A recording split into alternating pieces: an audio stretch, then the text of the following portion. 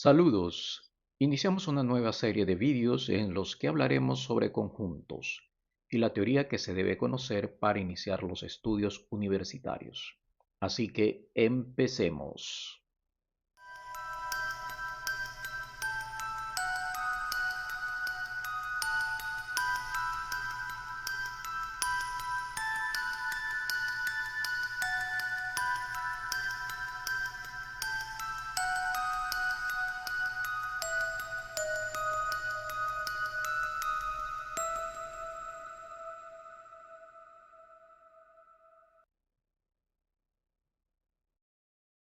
De acuerdo a lo indicado en el Diccionario de la Lengua Española, un conjunto es una colección de algo, pero ese algo no solo pueden ser cosas físicas, también pueden ser cosas abstractas, no tangibles.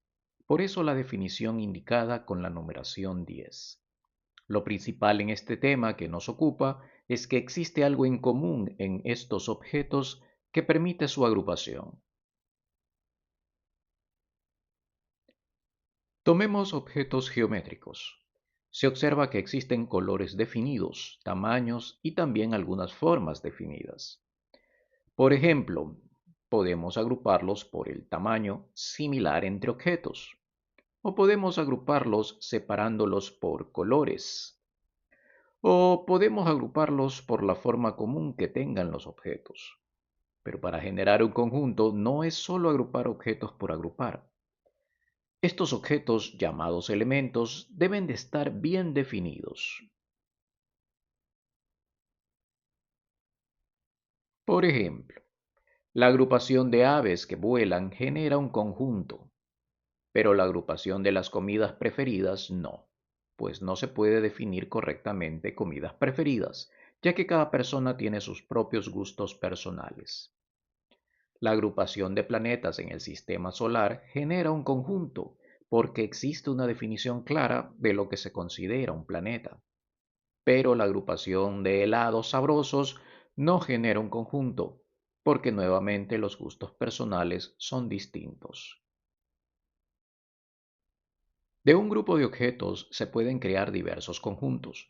Por ejemplo, si visualizamos varios tipos de animales, podemos agrupar a los que vuelan o a los animales marinos. Podríamos querer una agrupación de animales mamíferos o quizás animales peligrosos. Pero nótese que, aunque escojamos animales para hacer grupos, es posible que algunos queden fuera de nuestras agrupaciones, mientras que otros pueden estar en más de uno de estos conjuntos. Veamos uno de los conjuntos que hemos creado, por ejemplo, el de animales que vuelan, que por comodidad lo vamos a llamar como conjunto A.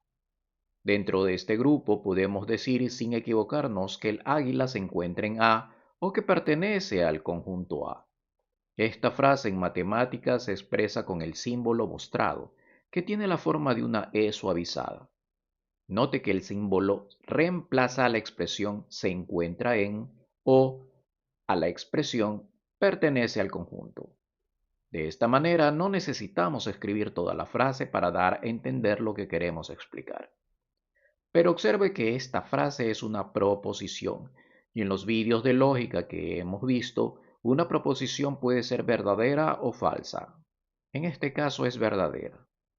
Ahora bien, si escogemos otro animal, por ejemplo el pulpo, observamos que éste no se encuentra en el conjunto A o no pertenece al conjunto A. Aquí se observa la utilización de la palabra no, que ya vimos en lógica que se usa para negar una proposición. En conjunto, negar que algo se encuentre en un conjunto tiene su propio símbolo, que es el símbolo anterior tachado con una línea en diagonal. Sin embargo, como ya se ha indicado, al ser el no la negación de una proposición, y esta proposición es la de pertenecer al conjunto, se podría escribir usando el símbolo de pertenencia, pero con el símbolo de la negación al principio. Es lo mismo, pero usando más simbología de lógica matemática. En este ejemplo, la negación de pertenencia es una proposición verdadera, pues el pulpo no se encuentra en el conjunto A.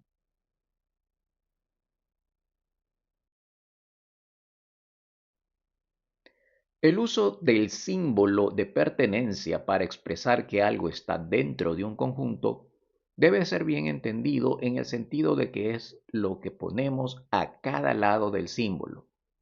Al lado izquierdo irá el elemento u objeto que queremos indicar sobre su pertenencia y al lado derecho obligatoriamente va un conjunto. Esto debe estar muy claro para entender luego ejercicios en los que los elementos han sido creados como conjuntos, pero de eso ya hablaremos en su momento. Resumiendo, podemos tomar los elementos que tenemos, por ejemplo, el águila, y colocarla al lado izquierdo del símbolo de pertenencia. Se convierte en una proposición verdadera. Pero si tomamos el caballo y lo ponemos al lado izquierdo, la expresión se vuelve falsa, pues el caballo no pertenece al conjunto A. Asimismo, tampoco el pez pertenece al conjunto A. En definitiva, el cuadro verde que estamos sustituyendo por elementos escogidos del grupo de animales que tenemos, lo podemos sustituir por una variable como la letra X, con lo que se leería X pertenece al conjunto A o X pertenece a A sencillamente. Pero esto no es una proposición, pues no podemos decir si es verdadera o falsa. Sin embargo, esto se parece a algo que hemos visto en lógica y son las variables proposicionales. Pero esto tampoco es una variable proposicional porque no sabemos su valor de verdad hasta reemplazar la x. Este tipo de expresiones se las conoce como expresiones abiertas y dependiendo del elemento que usemos para sustituirla, podremos decir si es verdadera o falsa.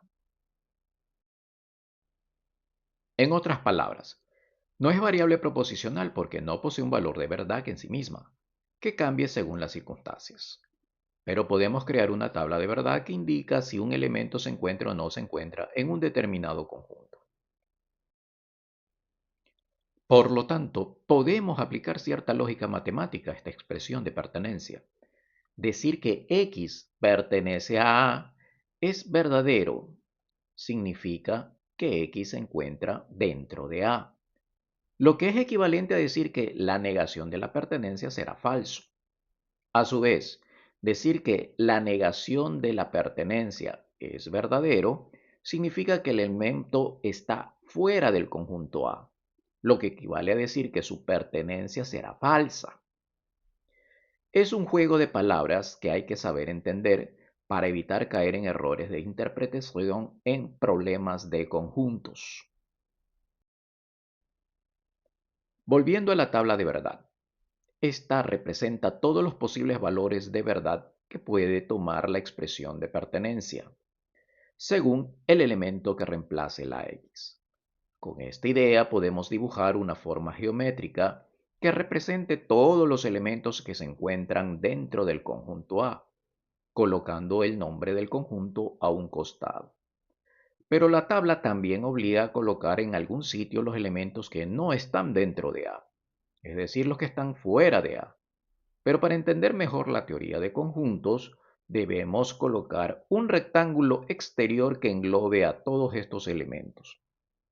Este conjunto supremo será llamado referencial, porque es de donde se toman los elementos que forman los conjuntos. Es mi referencia. Este conjunto supremo también se lo conoce como conjunto universal. En estos vídeos nos referiremos a él simplemente como el referencial. Aunque hemos indicado que la expresión con la variable x no representa en sí una proposición para el caso del referencial, hay una excepción. Si decimos que x pertenece al referencial, estamos generando una proposición verdadera, porque no hay elementos fuera del referencial. Por lo tanto, nunca será falsa. La primera fila de la tabla representa entonces a todos los elementos externos, la zona de color rojo, mientras que la segunda fila representa los elementos dentro del conjunto, la zona de color verde. Esta representación se la conoce como diagramas de Venn debido al aporte realizado por John Venn, quien ideó el método para representar gráficamente proposiciones y silogismos. Como los diagramas de Venn son la representación de las interacciones del conjunto o los conjuntos con el referencial, veamos qué pasa si tenemos dos conjuntos. La tabla aumenta a 4 filas, representando todas las posibilidades que pueden darse entre un elemento X con cada uno de los conjuntos, incluido el referencial. En la tabla se ha incluido una columna que visualiza la zona del gráfico en cuestión.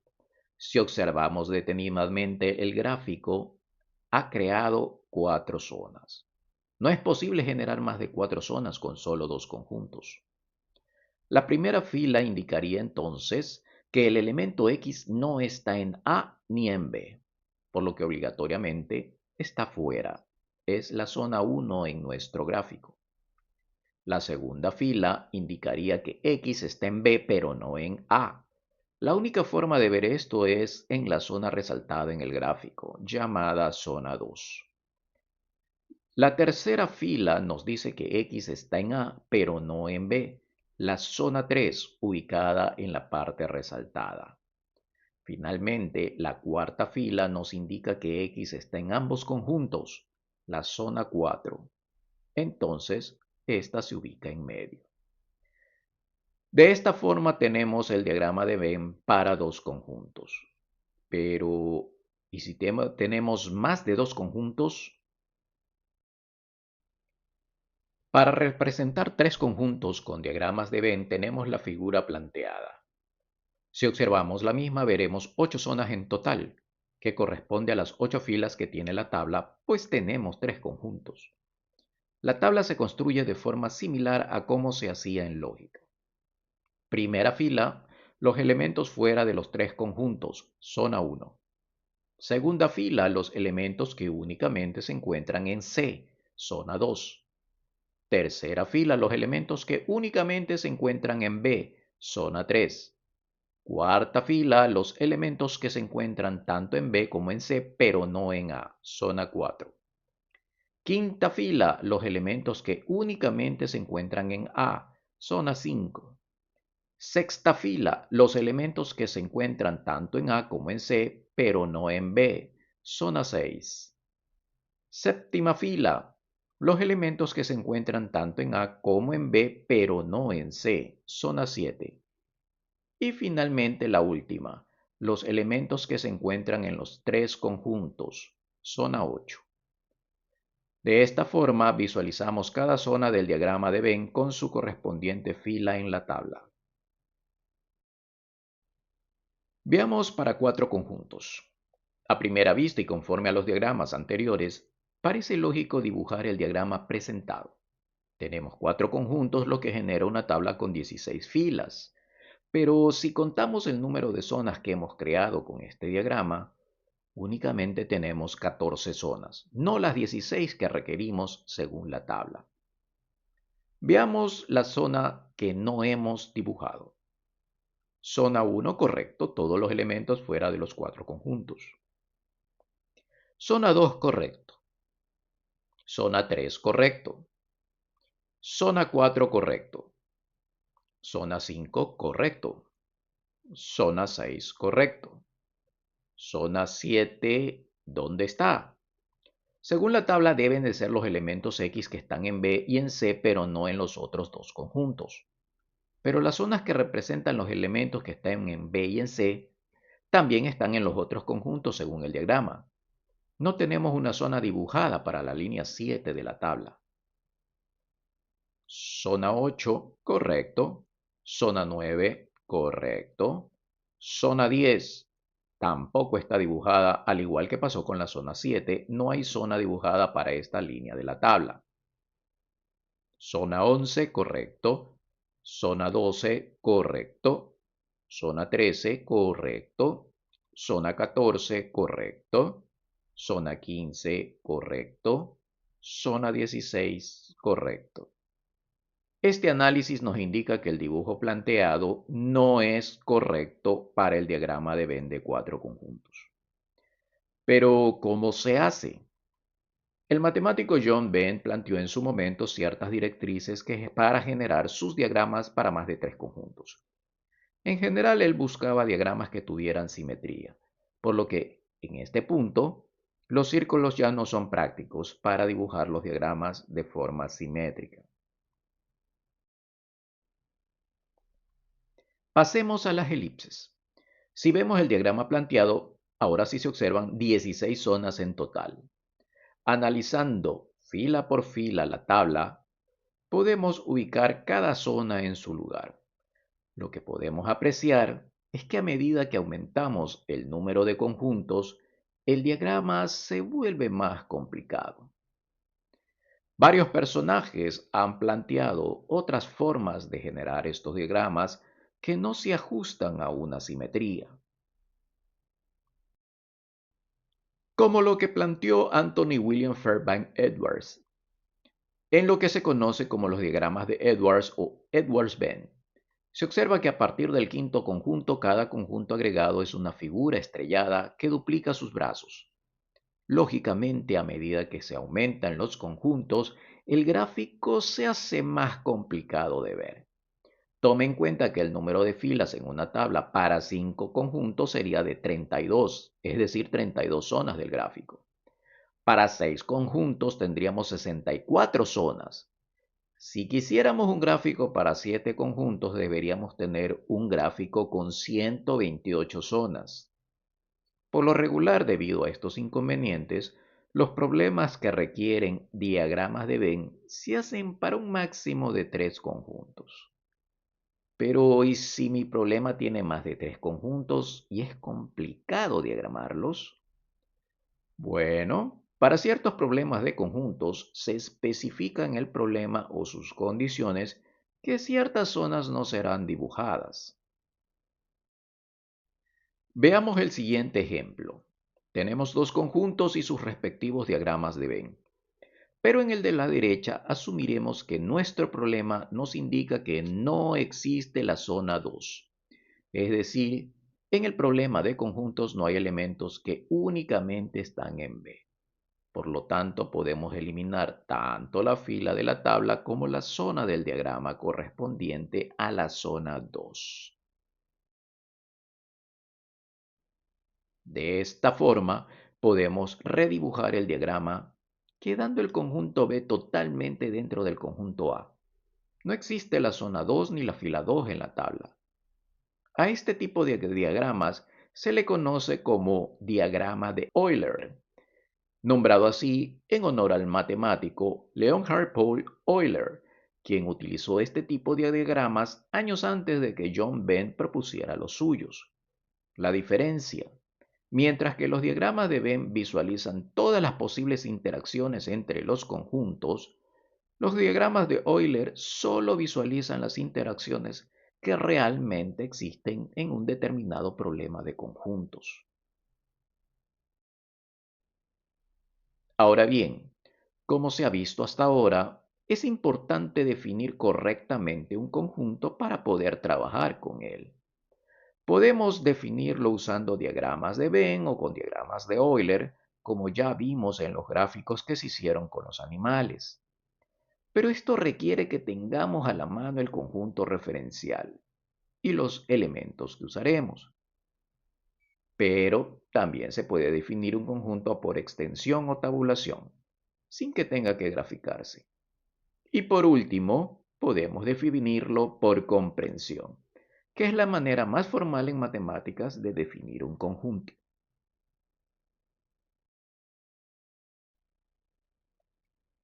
Pero esto lo veremos en el siguiente vídeo, en que analizaremos con mayor detalle la definición por extensión y por comprensión. Asimismo, nuevos conceptos como predicado, complemento y cardinalidad de conjuntos. Hasta la próxima.